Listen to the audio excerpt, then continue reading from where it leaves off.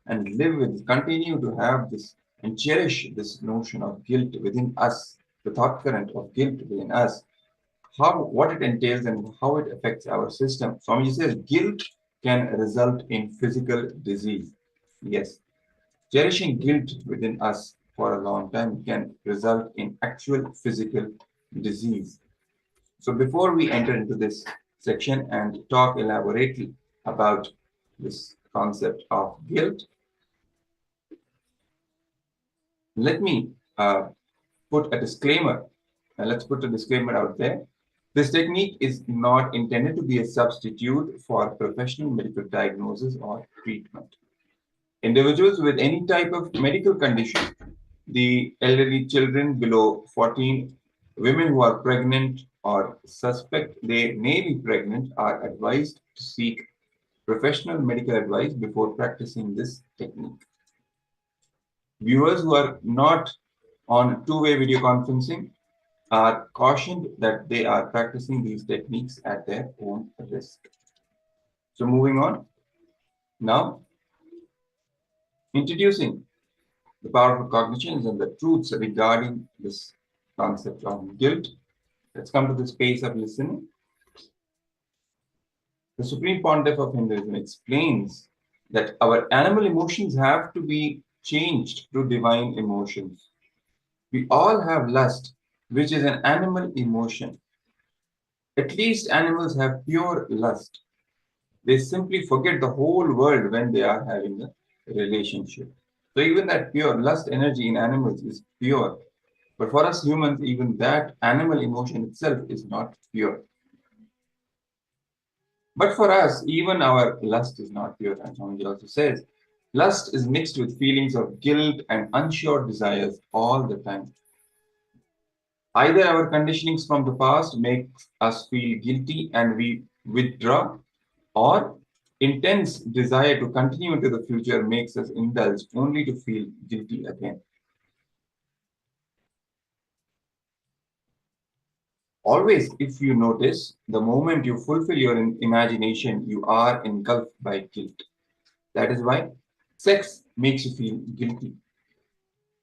Family instills the first sense of guilt in you when you are a child.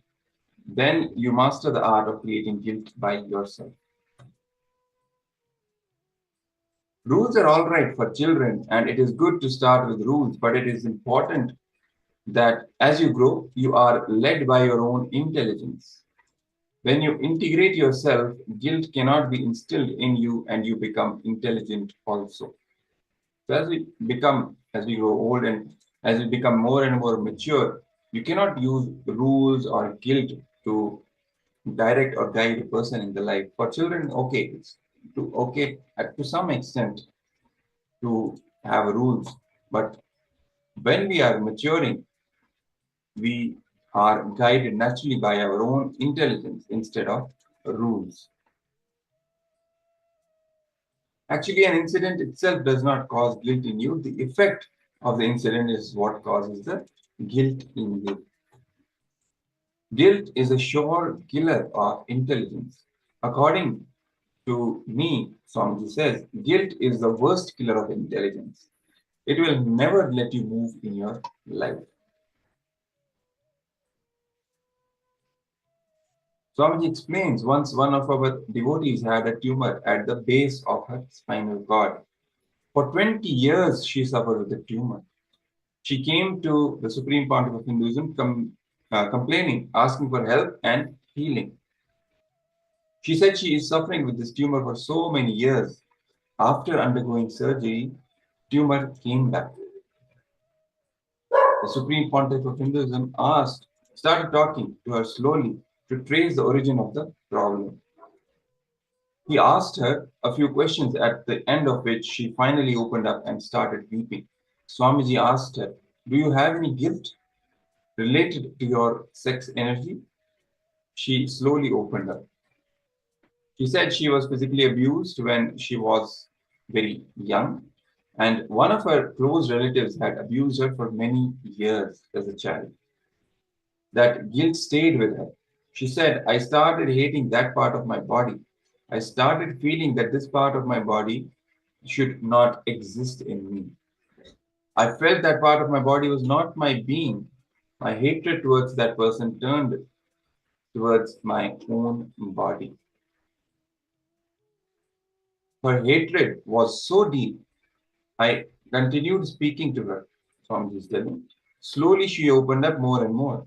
When she brought the guilt out, she came out of the guilt. She was psychologically healed.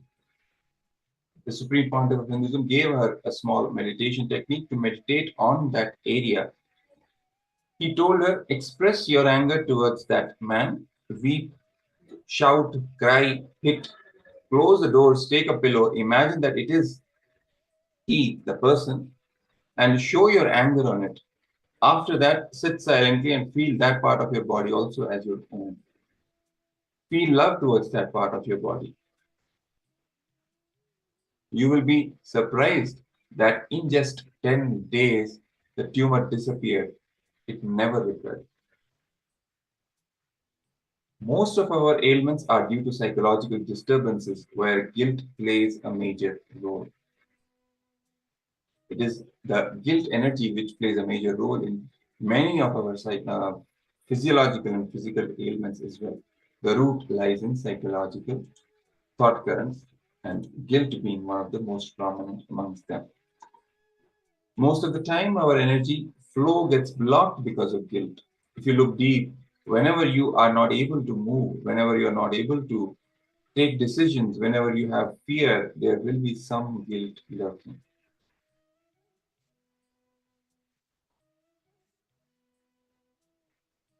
So now, with this insights into how overcoming guilt can provoke miraculous healing in our system, we'll be entering into a Kriya. So it's going to be a very relatively dynamic sequence. We are going to be performing a few yoga postures and a few breathing technique. And here we are going to be doing a very powerful process, actually. This is the Nitya Kriya, which is a care for cancer, which has been gifted by Swamiji to humanity, to all of us. So this is going to be a very powerful technique. The first thing this Kriya does is to breaks the mental pattern that life is bad. So just by performing this technique, we'll be able to overcome this mental pattern that most of us have, feeling that life is bad. And see, most of us actually have this mental pattern, and this Kriya will help to go beyond it. And immediately the pain will break. So this is going to be a very, this is going to bring deep healing within us. And if anyone happens to suffer from cancer, then this Kriya is going to be a very powerful technique. So I will be showing the slides for you all. You can all get ready to perform a few yoga postures, not going to be too complicated. I advise all of you not to go for, not to drink anything right now. Don't fill your stomach with anything, so that you can perform this Kriya very comfortably.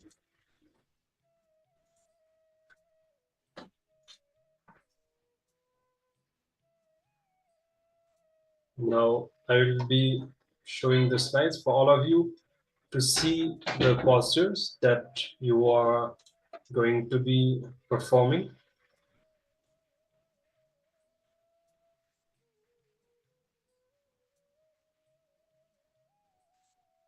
Okay, so now with this, let us start. So the first posture, you are going to start with Ushtrasana. So to perform Ushtrasana, lie flat on your chest, so facing the ground, and lift your legs upwards, just like you can see on the picture. And you're going to take your hands backward and catch hold of the feet firmly. Then contract the mouth and the abdomen. Once you have contracted your mouth and the abdomen, stay in this posture for 30 seconds. I hope all of you have started. You're going to be holding this posture for 30 seconds.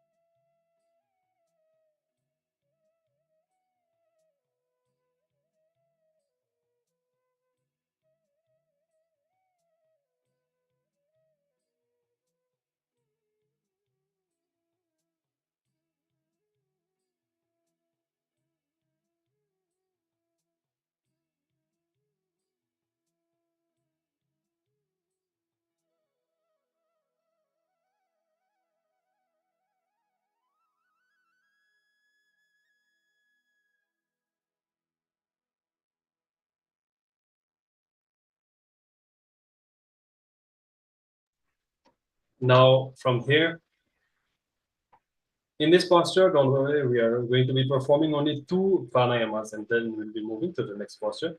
Now, inhale completely. Once that is done, contract the throat and rest your chin on the chest. So you're going to bring your head down so that your chin touches your chest after inhaling. Inhale completely, bring your chin to the chest.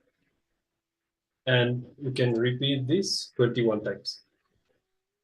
Do not let go of the posture, because only while maintaining that tension we will be able to receive the benefits from this kumbhaka, which is called Plavini Kumbhaka. You can repeat this 21 times, inhaling completely, bringing your chin to the chest.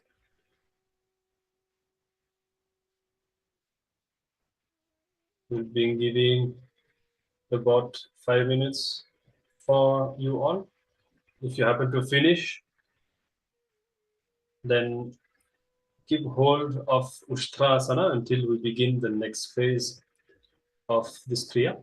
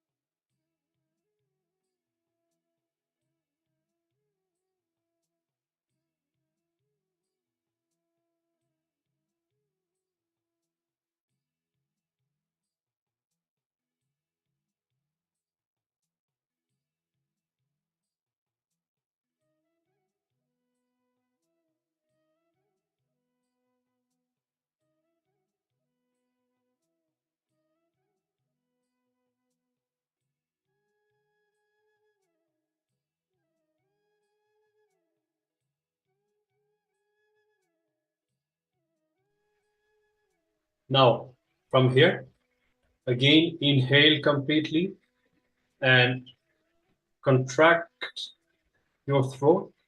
Rest the chin on the chest again and hold the breath. Now, the same thing when you hold the breath for a long time. So we are doing the same thing as we did before, but holding the breath for a long time, which becomes Mushna Kumbhaka. So inhale and hold by putting the chin on the chest, and hold the breath for a long time, as long as you can. Now, when you do, naturally, it will be a long time because you have already been practicing this for 21 times. So you can repeat it once more now, holding as long as you can, and we're going to be performing this not for a specific amount of times, but for about 5 minutes. So you can all start now.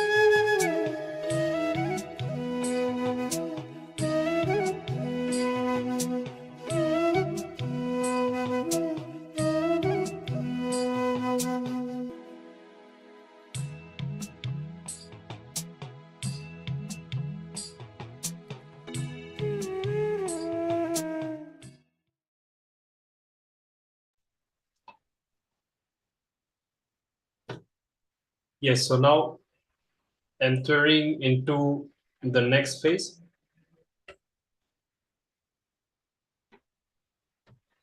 We are going to move into Utkatasana. So you can all see Utkatasana on the slide which is projected. So here you're going to be squatting down, placing the toes on the ground, but your heels are not touching the ground. So you're essentially balancing on your toes.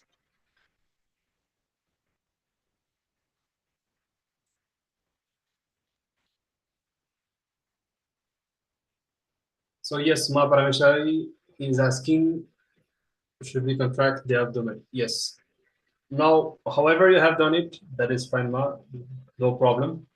If you require, we can even share this Kriya with you later. Now we have to proceed. And you can proceed to the next phase. And as I said, if you have not been able to complete the first phase, that is fine.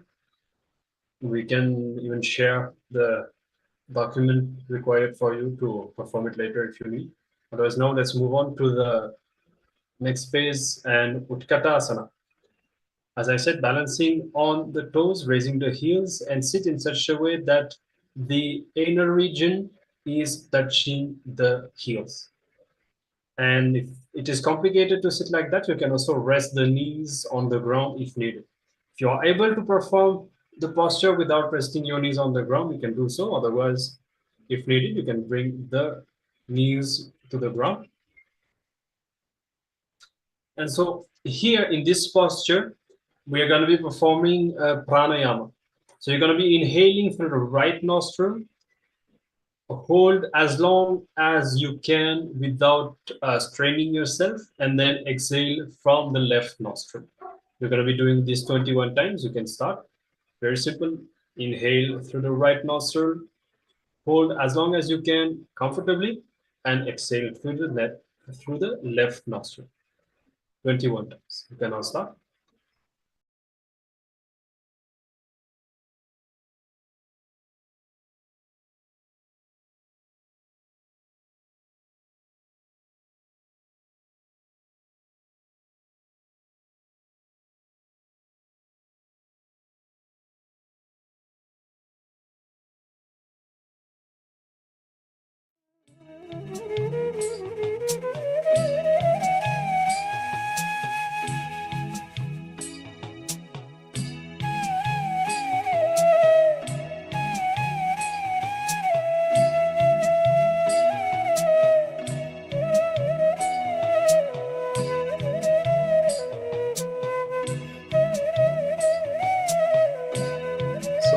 Ma Parameshwari is asking, no, here you do not need to place the chin on the chest or contract the abdomen and all that.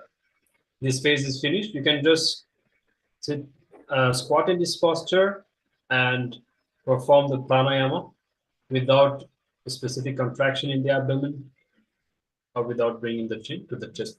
That is fine. That is the way it is supposed to be done. Make sure to repeat the pranayama 21 times.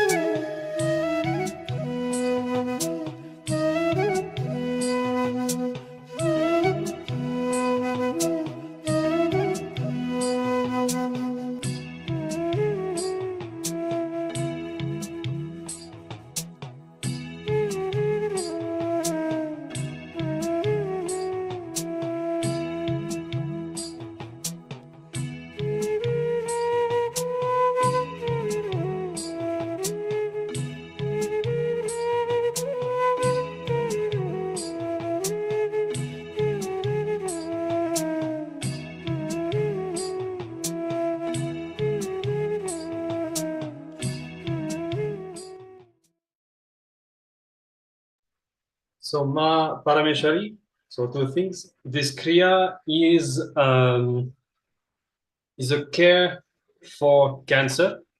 So it directly helps to overcome cancer. And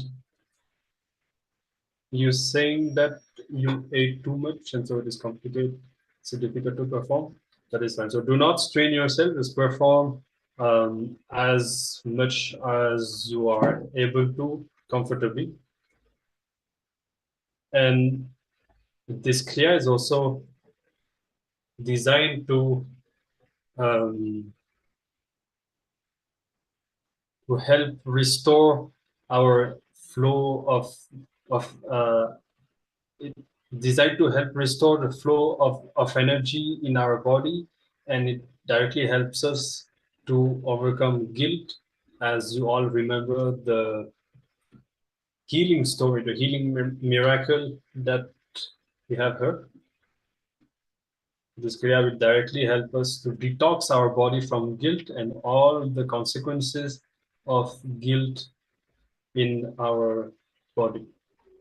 I'm sorry, right now, no, we do not have the video demonstration. Right now, we have to be performing this with the slide.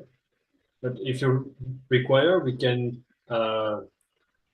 share some documents with you that you can perform the Kriya later on when it's easier for you.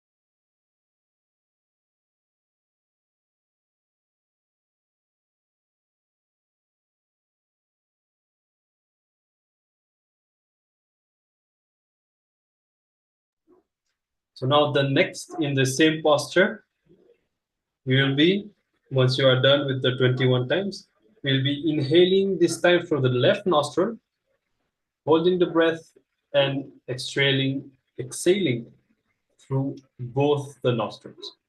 So first we've been inhaling through the right, exhaling through the left.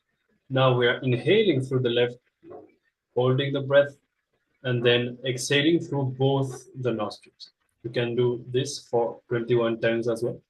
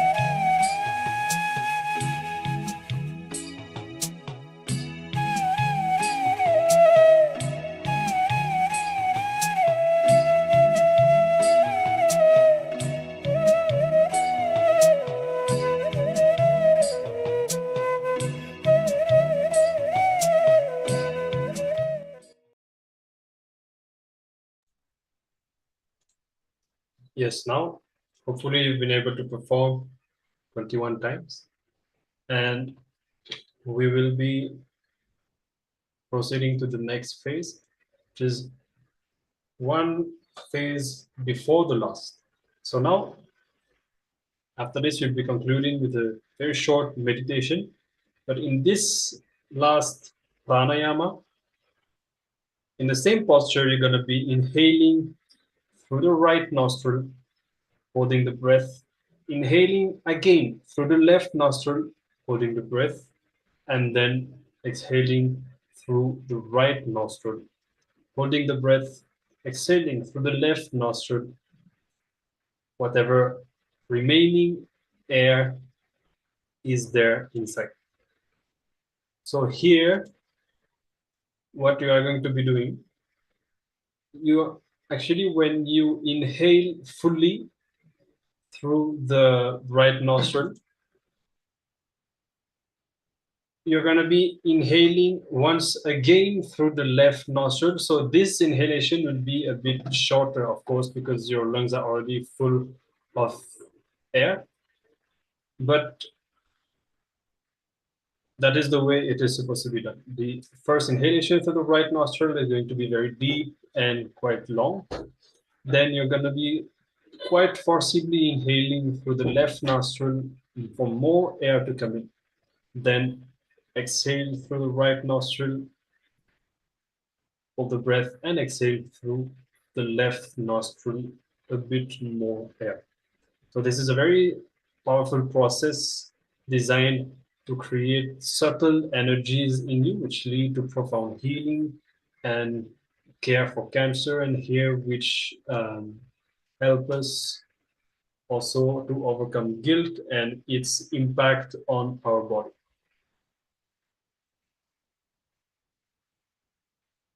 So you can do this just for maybe about a minute. We're not going to be doing this 21 times. You can now start.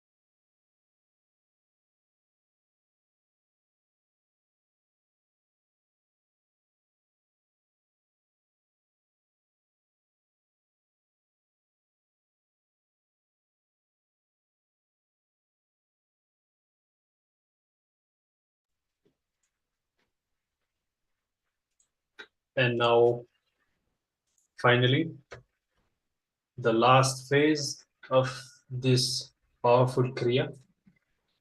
Just sit unclutched for a few minutes within yourself. Do not connect your thoughts. Just sit.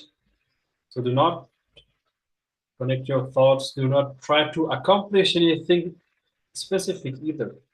Just sit and be with yourself and experience this awakening of energy and this fresh inner space and healing energy.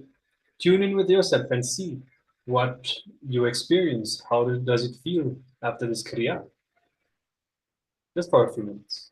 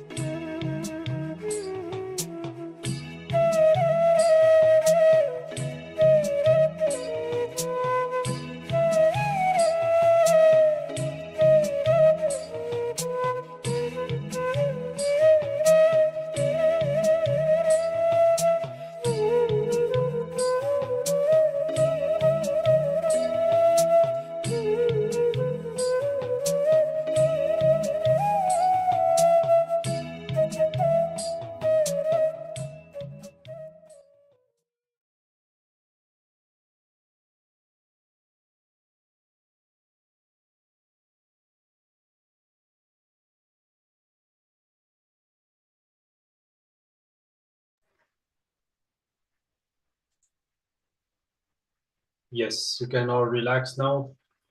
And congratulations for all who have followed through all these steps sincerely. I hope you all had a powerful experience of this Kriya. Now, of course, we are going to be moving immediately to the power manifestation session as our Kundalini is awakened and our energy is high. We're immediately going to start the next session of third eye reading. So I invite all of you to get ready and set yourself up for that. Yes.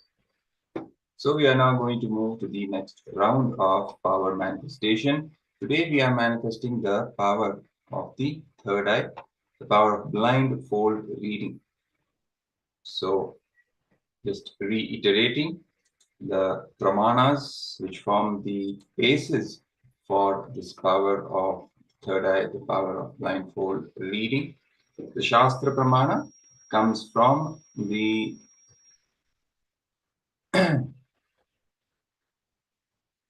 Vijnana Bhairava Tantra, the Shivagamas,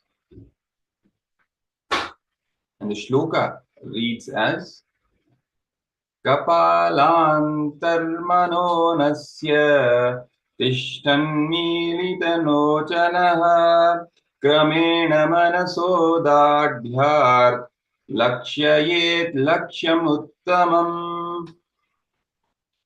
The translation for this verse goes as, by fixing the mind on the inner space within the ground center and sitting stably without any movement, having the eyes closed in succession, by that stability of the mind and inner space, through the power of the third eye, one directly sees the ultimate goal, Laksham, by having the vision beyond the sight that reveals any object or place, attaining the space of oneness with the source, Paramashiva.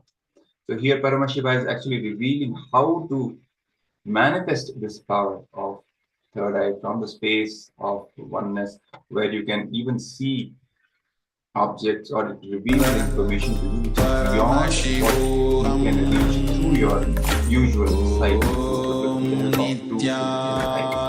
So that's what forms the importance of the pramanas, the Shastra Pramanas, because it describes and helps us actually how to perform this power manifestation, what to do, what kind of inner space to hold, and what to do exactly in order to manifest the power. And Paramashivoham does reveal the technique, reveal the context, and reveal the entire methodology of manifesting. There's another Shastra Pramana for this power of from the basis for the existence of the third eye itself. And this one comes from the Kumarakanda of Rudra Samhita in the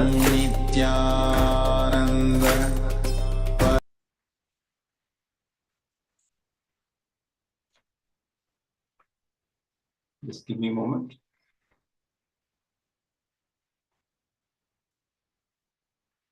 Yes. So in the Shiva Mahapurana, there's a verse which describes and lays the foundation for the existence of the third eye. And the verse reads as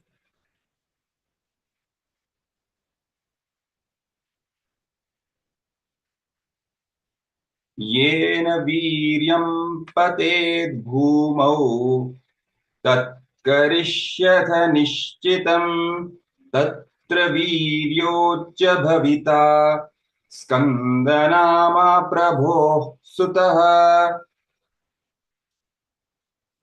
The translation goes as, Shri Vishnu said, by the method of the emitting of the life-filled energy, Viryam, from divine third eye of Paramashiva onto the ground will certainly be, from that life-filled energy, the son of Paramashiva, named Skanda, will be born. So this deals with the episode of the birth of Skanda, the birth of the son of Paramashiva, from the very third eye of Paramashiva. So this is from the chapter 1 in the Kumara Khanda of the Rudra Samhita within the Shiva Mahapurana, which is one of the 18 Mahapuranas in Sanatana Hindu Dharma scriptures, forming the basis of this power of the third eye.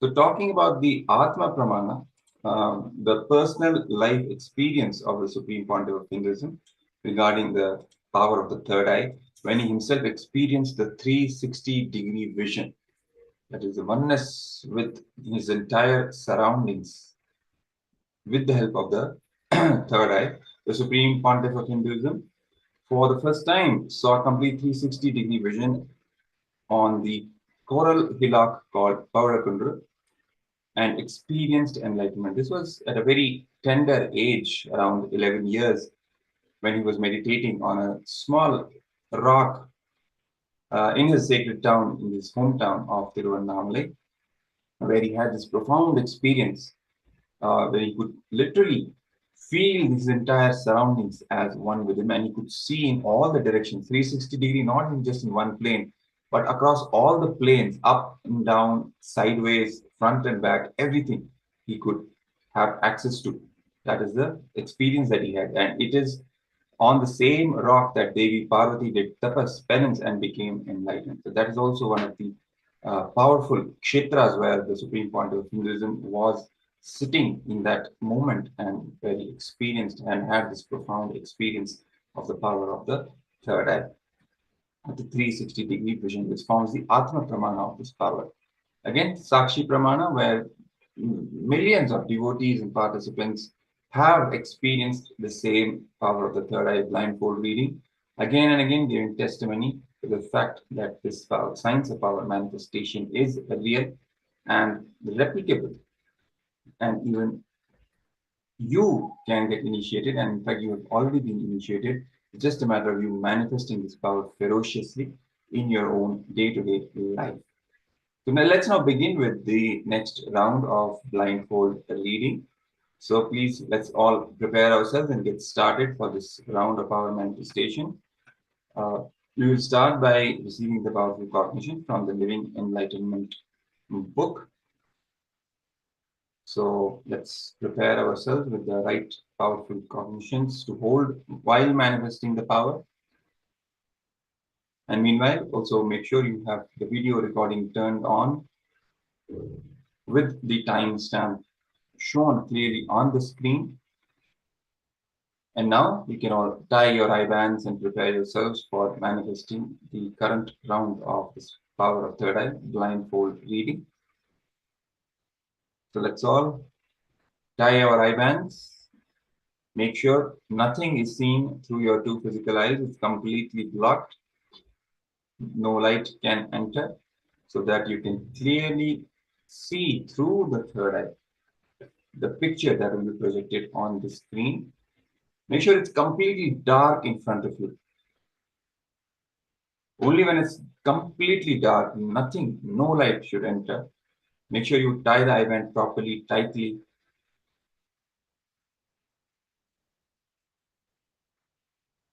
And only when you see that darkness in front of you, and that darkness is a representation and the manifestation of the pitta layer that you have. And when you start manifesting this power more and more, that pitta layer starts melting away. And you will see that you will be able, your ability to see the object in front of you will increase the more and more you manifest this power. So hopefully you have all tied your eye bands now. So we will be projecting the picture. We will be chanting the Mahavakya, Om Nithyananda Paramashivoham loudly, with it reverberating in your entire inner space. So once the picture has been projected, chant the Mahavakya, connect with Swamiji from space of oneness, visualizing him in your third eye, requesting him to reveal to you the picture, the details of the picture that is being projected in front of you, and start verbalizing whatever is being revealed in the third eye.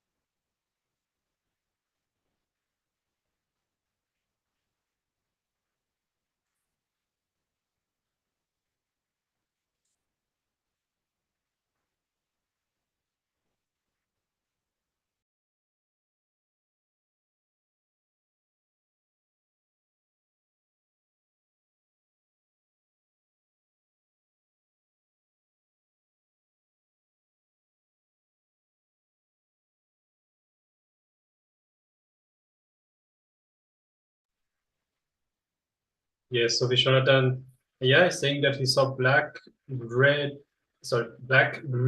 red Swamiji, and then Ma Satya Srinivas saying that I saw a person glowing with a long stick in one hand and a cup in one hand and something like a white round ball. And that person was putting that ball on my head and told the word Ashmada.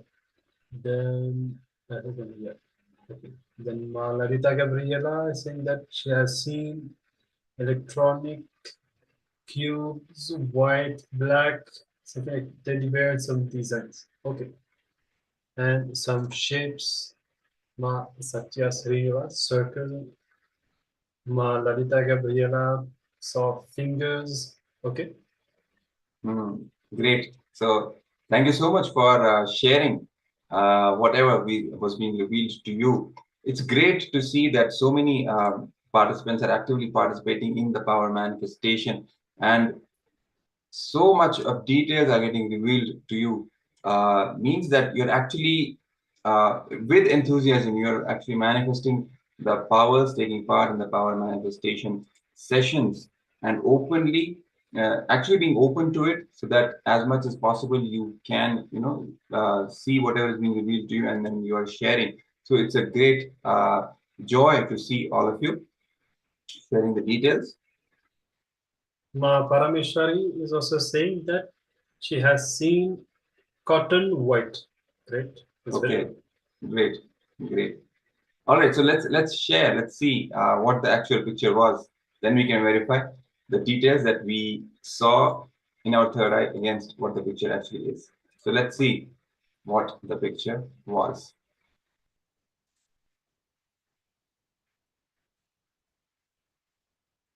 Yes. So this is the actual picture. Blue sky with clouds. So we have seen some similarities in the details.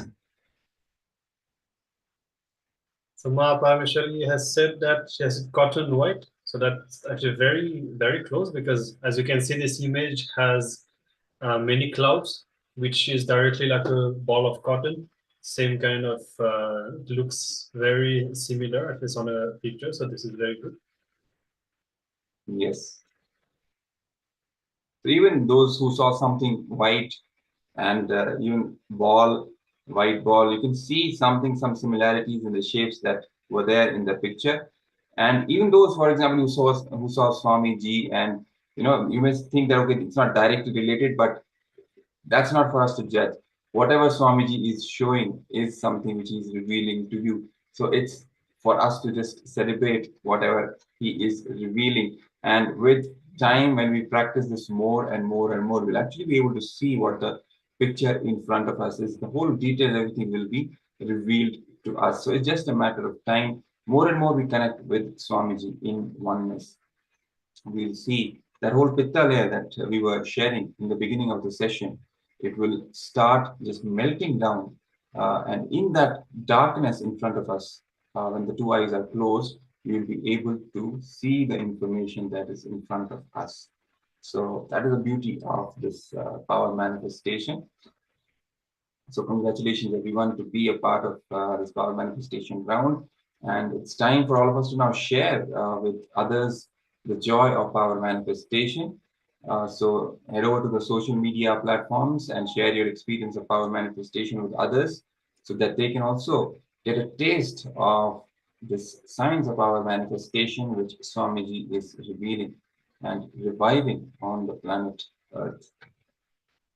And you can also upload the videos if you have taken the videos for others to see, for others to watch, and also inspire them to register for Paramashivoham Level-2, for them to get initiated by the Supreme Pontiff of Hinduism and experience the superconscious breakthrough.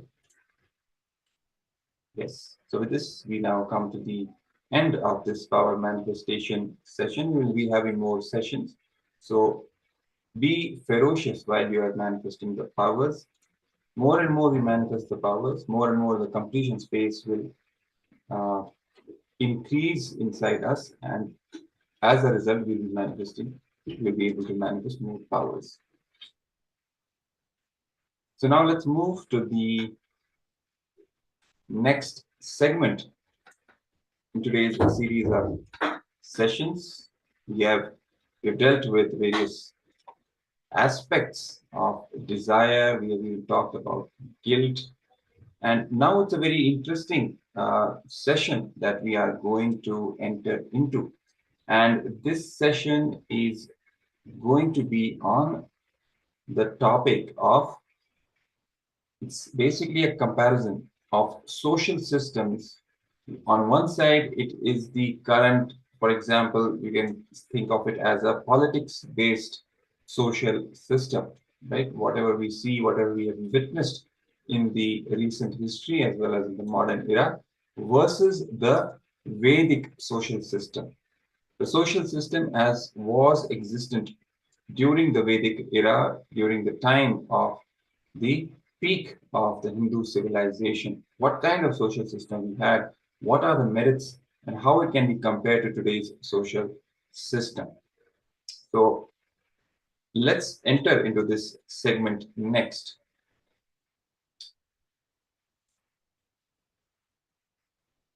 So the society, which is created based on power and politics by business people and politicians, naturally will have techniques only to keep people in guilt. They need to control, so they will put people in guilt. Now, in the previous session, Swamiji revealed to us the sacred secrets related to the guilt energy, the power, the thought current related to guilt, and how cherishing that continuously within our inner space can even lead to physical ailments.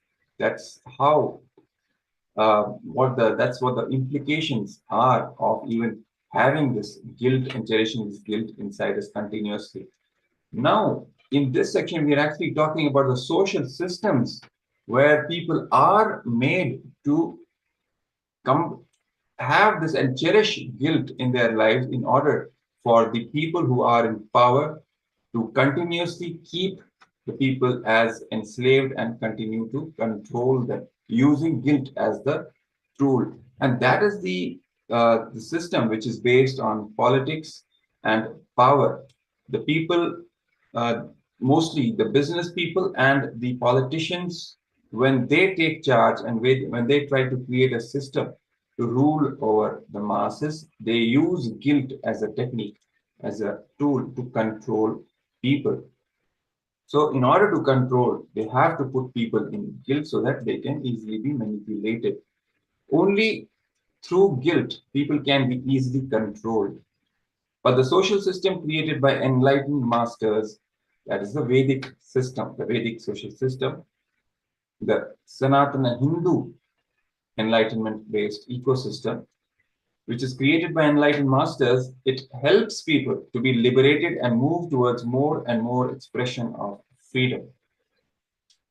Understand the big difference between the society created by enlightened masters and the social structure created by politicians and businessmen. This is the stark difference between these two social systems. On one side, we have the social system which is created by businessmen and politicians for the sole purpose of power and control.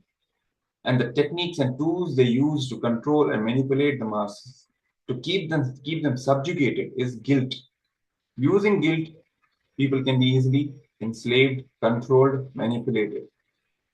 That is the politics-based system that we are talking about. On the other hand, there is the Vedic social system, which is created by enlightened masters, and the purpose is only and only the liberation of the individual, leading and guiding the individual towards the fulfillment of his goal in life, the true goal and purpose in life, which is to attain Jivan Mukti, liberation, and attaining oneness with Paramashivoham. That is a huge difference, taking these two social systems into account. So if the system created by the masters in the system, which has been created by the enlightened masters, the sages, incarnations. They constantly give you confidence. Even when you fail, they say, no, don't worry. Just because you committed a sin, you are not a sinner. Committing a sin is different from being a sinner. These two things are different. You may commit a sin, commit a mistake, but that is different from labeling you as a sinner and putting you in guilt. There is no word sinner used to address people in the ancient Vedic system of enlightened masters. They address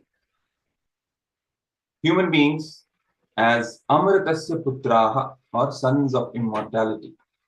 The Vedic system gives you the introduction, the highest introduction about yourself, not labeling you as a sinner, so you will be put into guilt and then anyone can make you do anything they want.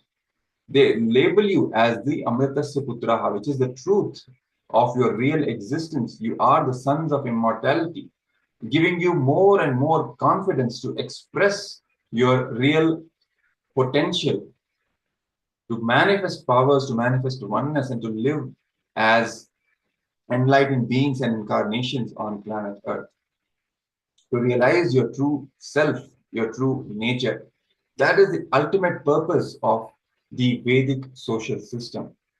That is what is the goal of the Vedic social system, to make the individual realize their full potential. That is why again and again the Vedic social system, the leaders of the Vedic social system give you the confidence, even if you commit a sin, not labeling you as a sinner, putting you back to the completion space, making sure the pattern because of which that mistake was committed is completed and you are again put into the right track, giving you confidence, and you are aligned back to your true purpose, your true highest identity. So let's now watch a video where the Supreme Pontiff of Hinduism throws more light on this aspect of these two social systems comparison and what makes the Hindu ecosystem, the enlightenment-based ecosystem, the Vedic social system, so special and worth being revived in today's age for all of us, when the entire human society is plagued by the side effects and the after effects of power, politics, and a system based on exploitation and subjugation. How the Vedic ecosystem and the revival of the enlightenment-based Sanatana Hindu civilizational nation and the ecosystem is not only just a positive point in today's age, but an absolute necessity for all of us to align back to our true identity. So let's watch. Are given only guilt. Only if you live with the guilt, you can be easily exploited. The society which is created based on power and politics, the social systems which is created by Kshatriyas and Vaishyas, means business people and politicians, naturally will have techniques only to keep people in guilt. But the social system created by rishis, enlightened masters, Vedic seers, that system naturally helps people to liberate people towards more and more expression of freedom, more and more towards the freedom. Understand the big difference. The society created by Vedic system are the rishis, enlightened masters, and the social structure created by politicians and businessmen. There is a big difference between these two systems. Be very clear. If your body is an income source for somebody, naturally you will invent more and more diseases and medicines. Am I right? Because it is an income source. Understand? If your body is an income source for somebody, naturally you will be happy when you fall sick. What you will be praying? For example, you and your doctor, both of you come here and both of you pray to God. What you will be praying? You will pray for your business and he will pray for his business. Be very clear. Naturally, each one has to bother about their survival, bother about their life and their expansion. The lifestyle of the East, the Vedic system, the yogic lifestyle is created by enlightened masters. That is why constantly they give you the confidence. Even when you fail, they say, no, don't worry. Just because you committed a sin, you are not a sinner.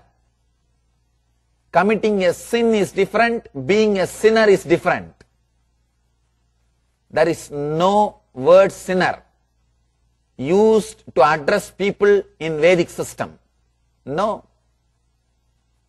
They address human beings as Amritasya Putraha, means sons of immortality.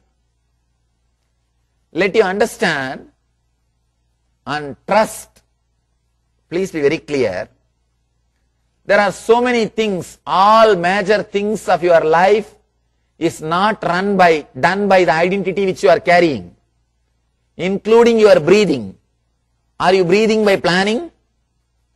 In that case, when you are sleeping, when your identity is not there, the deep sleep, who is breathing?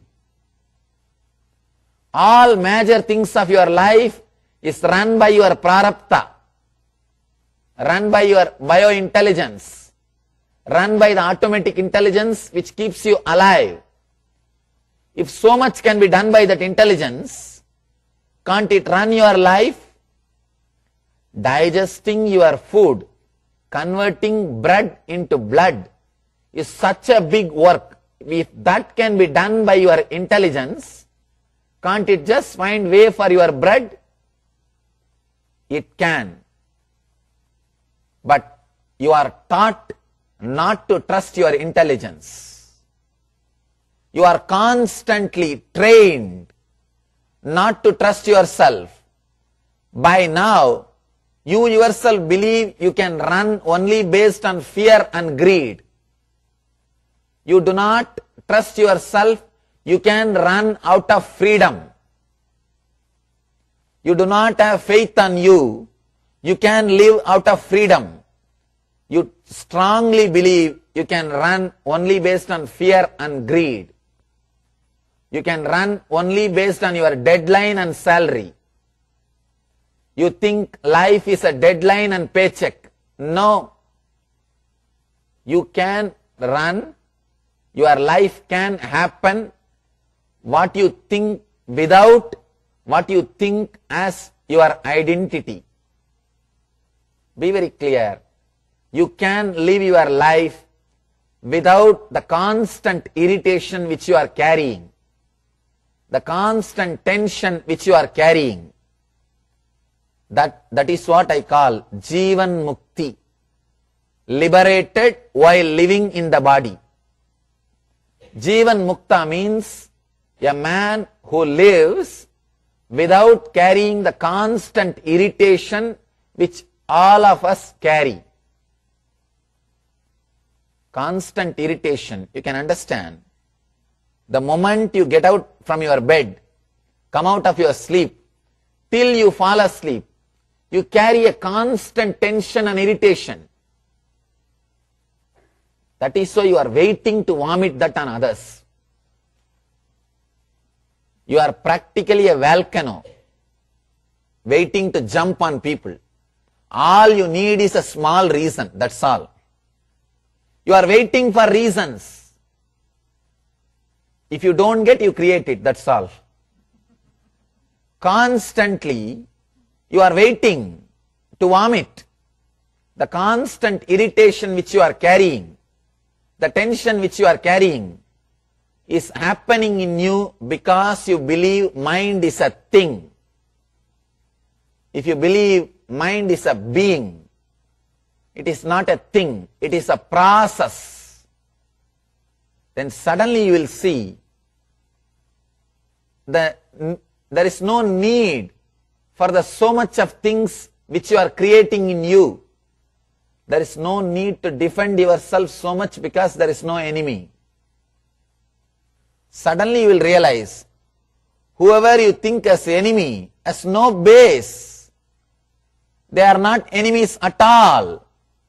When you create an enemy who doesn't exist and start fighting with him, naturally you create more and more suffering for you, more and more pain for you.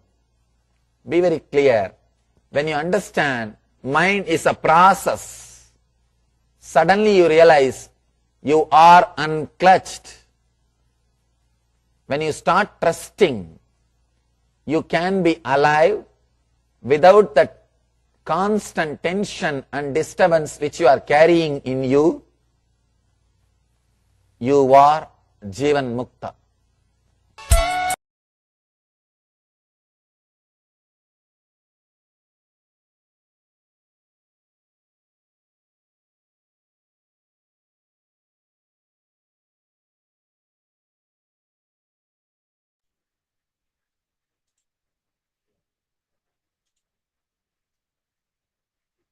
Yes. Now with this, we'll be entering into another dynamic meditation. And I know some of you, like Ma Parameshwari, were very eager to have more meditations and kriyas. So this is the chance now.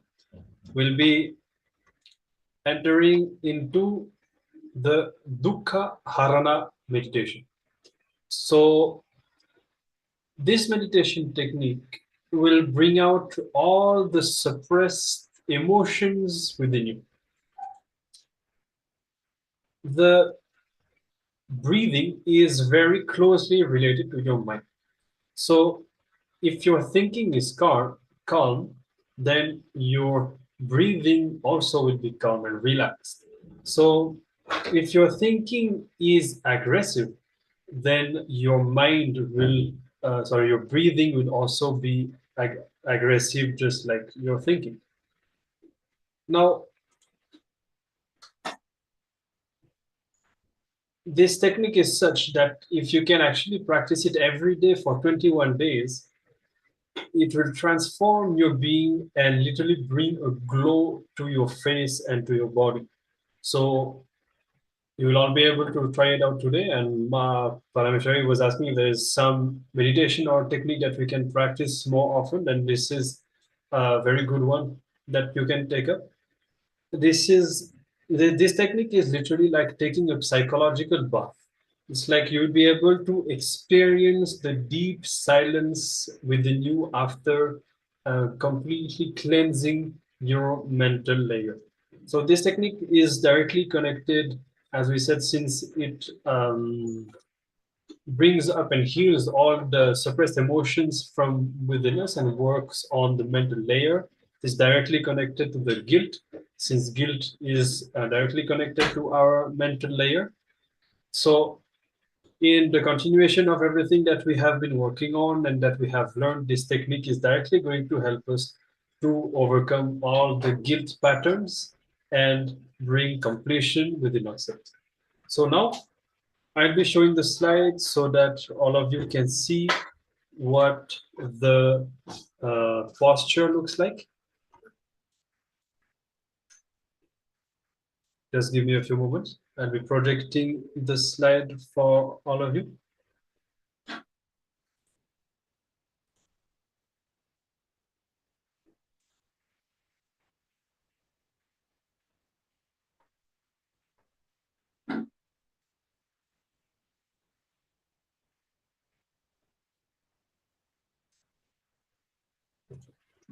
Yes. Now,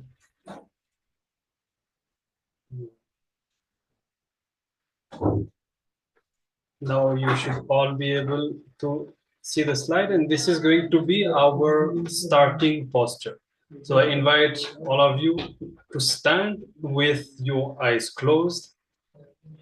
And in the first step of this meditation, your mental system is made fully alive by deep breathing and an increased intake of oxygen. Your cells will get more energy and will create more bioelectricity or bioenergy, and this energy will melt all the repressed emotions just like melting ice.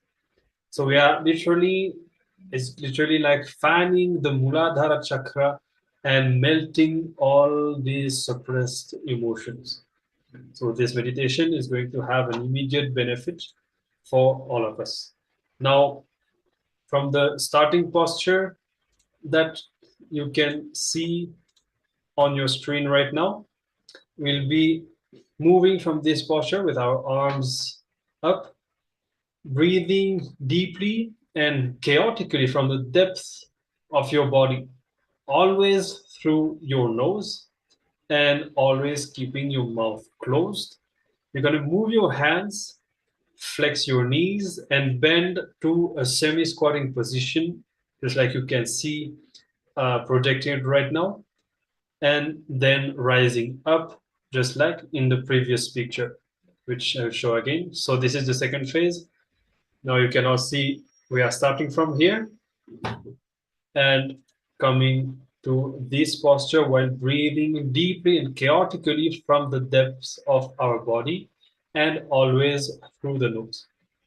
Okay, so this should be quite easy to do. Now, do the movements gently and synchronize your inhalation with the upward movement and your exhalation with the downward movement. So while going down, you exhale, rise up while inhaling. If you have any heart problem, then do only as much as you can. And generally, for all participants, do not strain yourself and practice within your comfort.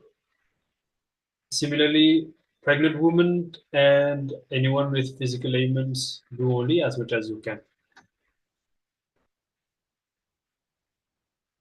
So we're going to be performing this upward and downward movement for the next few minutes.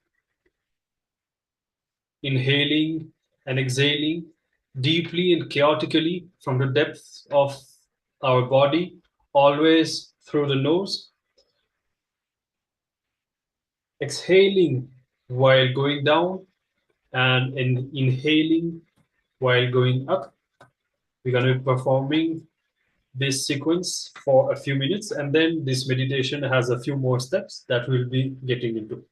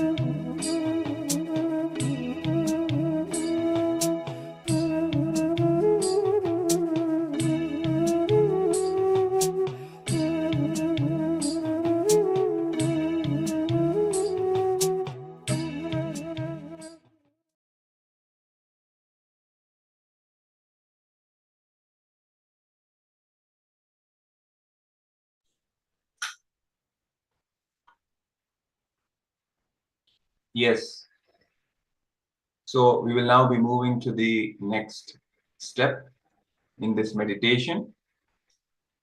Now, being in the same standing position, keep your eyes closed and tense each part of your body, part by part, limb by limb, then let it relax.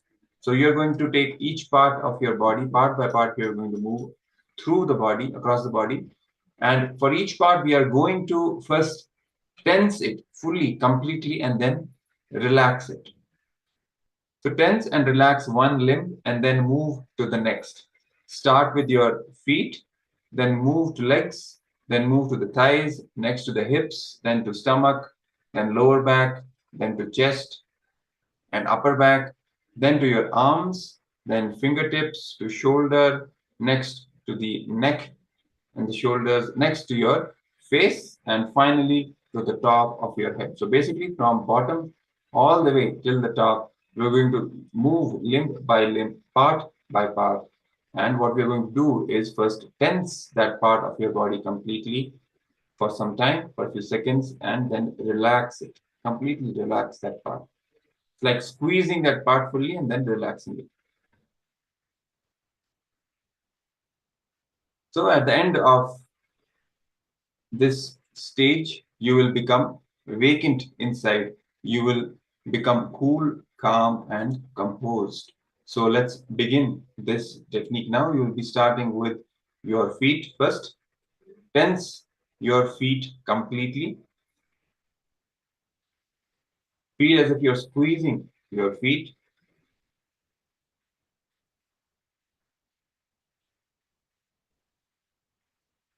Keep the tension on your feet while you're completely squeezing them, and then relax, release the tension, release the pressure completely, and let that part of your body completely relax.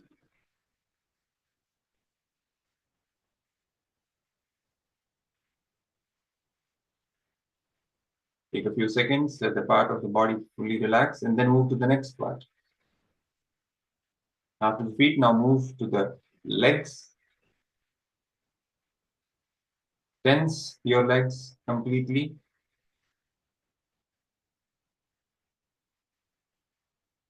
Feel the tension in your legs while you're squeezing them, tensing them, and then relax your legs. Release the tension. Let your legs completely relax. Feel and sense the tension getting released from your legs. And then move to the thighs and do the same. Tense your thighs first.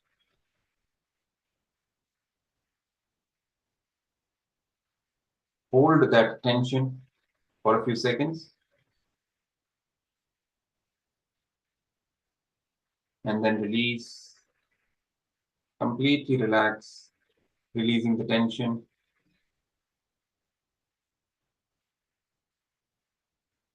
Even all the subtle tensions, completely relax it until you feel your thighs are fully relaxed.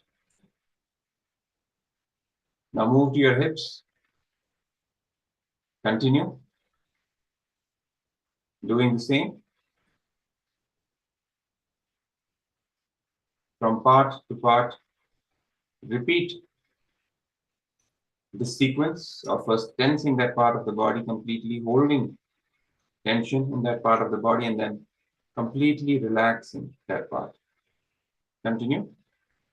From hips, then you can move to the stomach and the lower back. The slide is being projected for all of you. You can take help for the reference. Keep going from one part of the body to the other, all the way up till the top of the head.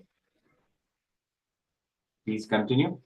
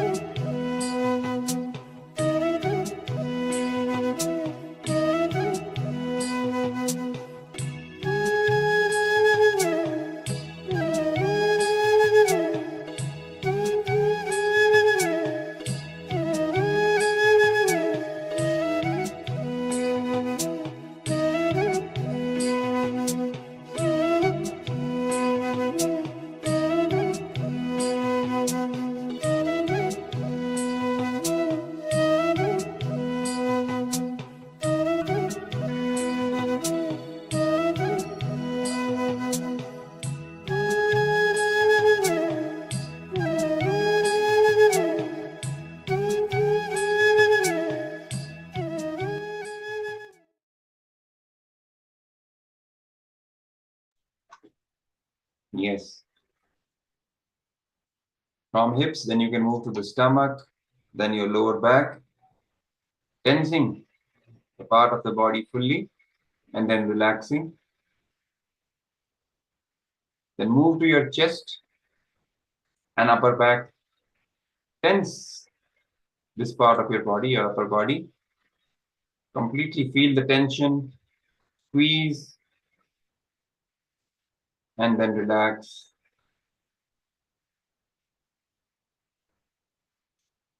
Then move to your arms. From your fingertips to shoulder, tense this part of your body completely. Hold that tension. Then release, relaxing your arms completely.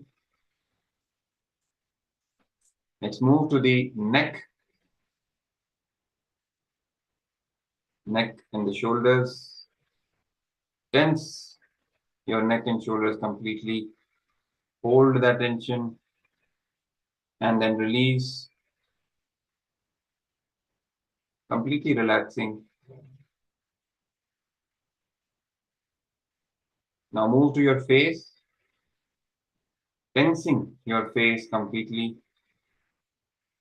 Squeezing, holding that tension. Hold, hold, hold, and then release. Completely relax all the muscles of your face.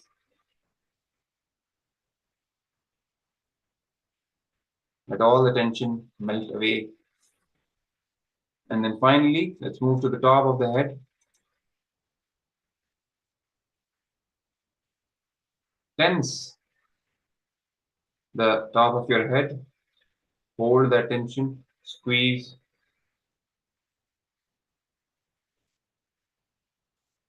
And then now release the tension completely. Relax the top of your head. Now feel this relaxation in your entire body. Let your whole body become relaxed now.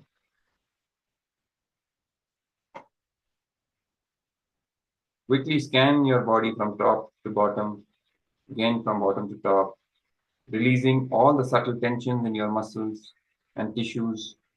Make sure your entire body is completely relaxed.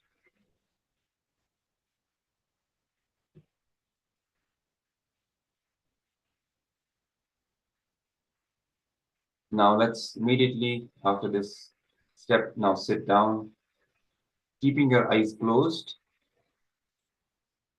Sit down wherever you were standing. Be comfortable. Keep your eyes closed. And now you will be chanting the Hukar mantra. Just the word Hu. There is no need to chant it deeply and loudly. Just chant it in a relaxed manner. As you chant, simply witness whatever happens inside or outside your being. So in this step, you will be chanting the Hukara mantra. Hu, the sound Hu, simply as Hu. You need not chant it deeply and loudly. In a very relaxed manner, you can chant it. But make sure while you're chanting, you maintain a witness attitude. Be a witness to whatever is happening inside or outside your being. So let's begin this meditation.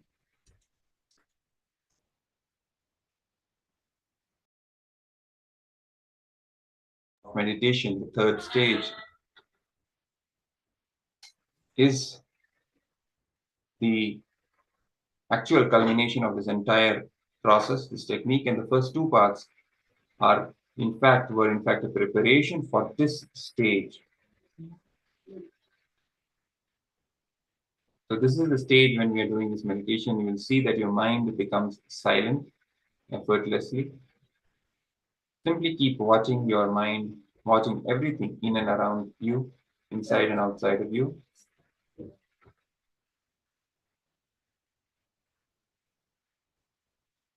Continue chanting the Hukara mantra.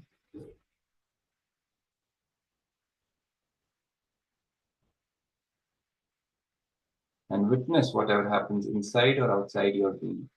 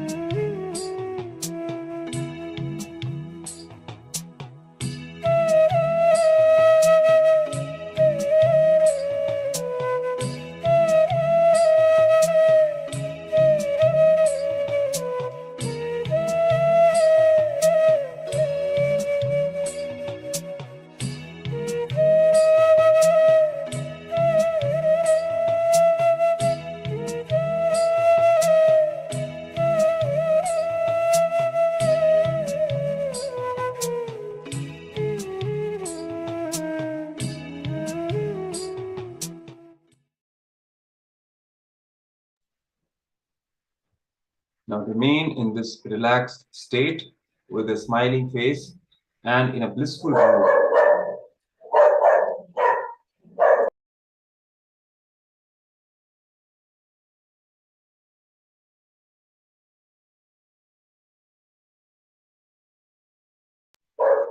During this time, there will be many experiences. Just watch them as you would watch the television. Watch your mind thought by thought.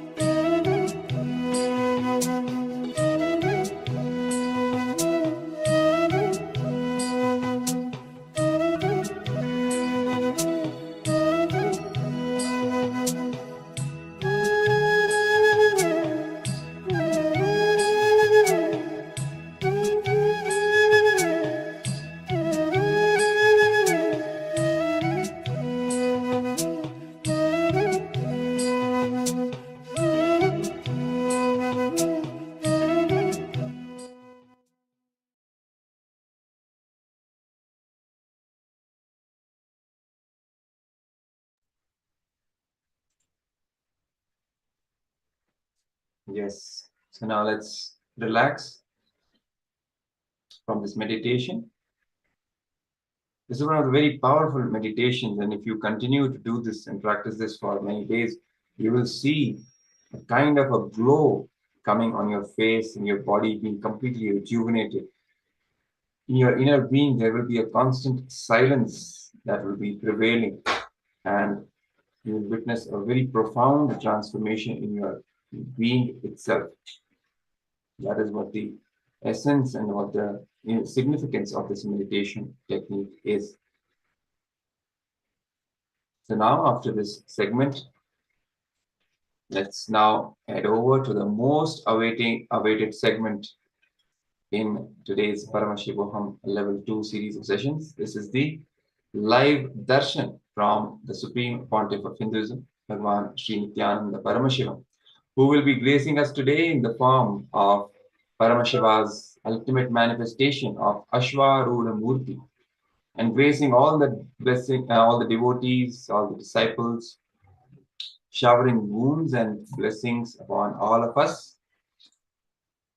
So as we are getting closer and closer to the time of the live darshan, we are going to now jump over to the preparation for the darshan, which have already begun, so that we can be prepared to receive the incarnation, the avatar, so that we are in the right space, the right mood, and the right receptive space in order to imbibe as much as possible the energy and the very being of the Supreme Pontiff of Hinduism, who is the very manifestation of Paramashiva himself, so that we can receive the gifts that he is bestowing upon all of us in the form of initiations, powerful cognitions, and simply the powerful energy that happens during the live darshan and the mirror neuron effect that happens, because of which the powerful Shaktipada and the energy transfer happens. So let's now move to the darshan preparation and prepare ourselves to receive the Supreme Pontiff of Hinduism. And we wish you all a very blessed and beautiful darshan. And we will be resuming immediately after the darshan with the remaining segments in today's Paramashivoham Level 2. Nithyananda. Portrayals made Hindus become, they have self-doubt and self-hatred about themselves, and this was the exact, literally this was the exact fodder which the anti-Hindu elements, the anti-Hindu-misia, Hindu-phobic elements continuously used to spread more and more hatred. And it was at the same time that Swamiji single-handedly, there was no kind of political backing. Swamiji had no kind of, there was no, political godfather per se. There was no such thing. The only cause Swamiji stood for is for benefiting humanity, for offering the best of Hinduism to the humanity, to make Hindus realize what Hinduism is. And Swamiji, the amount of hard work, brick by brick, every level, Swamiji had built it at a very short span of time. If a young man just in his 20s is able to influence so much, so many Hindus started waking up to the truth. For the first time, so many Hindus from around the world started realizing what we are, what our identity at large is. And so many Hindus were being empowered. Swamiji worked in the very grassroots level, attending person by person, whether it is healing people, whether it is giving the darshans, whether it is conducting the programs. Every single aspect, Swamiji attended person by person, giving them the healing, addressing people, attending to each one, spending hours. He dedicated his time, life towards this cause. And this was the reason where so many Hindus realized what Sanatana Hindu Dharma actually represents. The contribution, the way Swamiji attended, what you're all seeing is one of the camps that was set up for relief work that was happening after the cyclone had hit one of the cities in Tamil Nadu, in the state of Tamil Nadu in India. And here we can see how Swamiji himself is on ground, attending person by person. We can see crowds were not in tens, not in hundreds, they were in millions.